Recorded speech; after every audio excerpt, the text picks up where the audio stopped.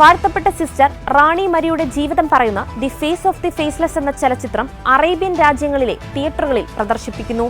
മതപരമായ അതിർവരമ്പുകൾ മറികടന്ന് സാർവത്രികമായ ഏകത്വം സ്വീകരിക്കുകയും സ്ത്രീ ശാക്തീകരണത്തിനായി തന്റെ ജീവിതം സമർപ്പിക്കുകയും ചെയ്ത സിസ്റ്റർ റാണി മരിയുടെ പ്രചോദനാത്മകമായ യാത്രയാണ് the face of the faceless.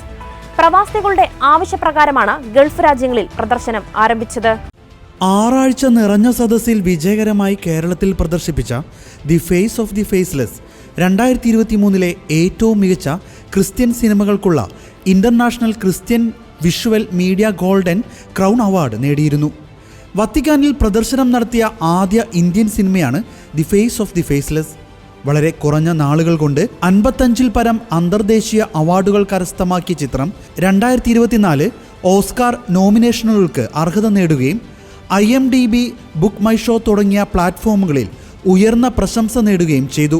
മുംബൈയിലെ സെന്റ് സേവേഴ്സ് കോളേജിലെ കമ്മ്യൂണിക്കേഷൻ ഡിപ്പാർട്ട്മെന്റിലെ associate dean doctor Shaison P ഔസേപ്പാണ് ഇതിൻ്റെ സംവിധായകൻ. 25-ൽ പരം രാജ്യങ്ങളിൽ ഡോക്യുമെൻ്ററികളും സിനിമകളും നിർവഹിച്ച ഡോക്ടർ ഷെയ്സൻ UN അവാർഡ് മുതൽ 10ഓളം അന്തർദേശീയ പുരസ്കാരങ്ങൾക്ക് ഉടമയാണ്. ത്രിലൈറ്റ് ക്രിയേഷൻസിന്റെ ബാനറിൽ APJ അബ്ദുൽ കലാം അവാർഡ് വിന്നറായ ഡീൻ സാന്ദ്ര ഡിസൂസ റാണയും ഷെയ്സൻ പി ഔസേപ്പും കൂടി നിർമ്മിച്ചതാണ് ഈ മഹത്തായ ചിത്രം. നീണ്ട 7 വർഷത്തെ കഠിന പ്രവർത്തനത്തിൽ ഇന്ത്യയിലെ 16-ൽ പരം സംസ്ഥാനങ്ങളിൽ നിന്ന് 150-ൽ പരം ആർട്ടിസ്റ്റുകളും 200-ൽ പരം ടെക്നീഷ്യന്മാരും ഇതിൻ്റെ പിന്നിൽ പ്രവർത്തിച്ചിട്ടുണ്ട്.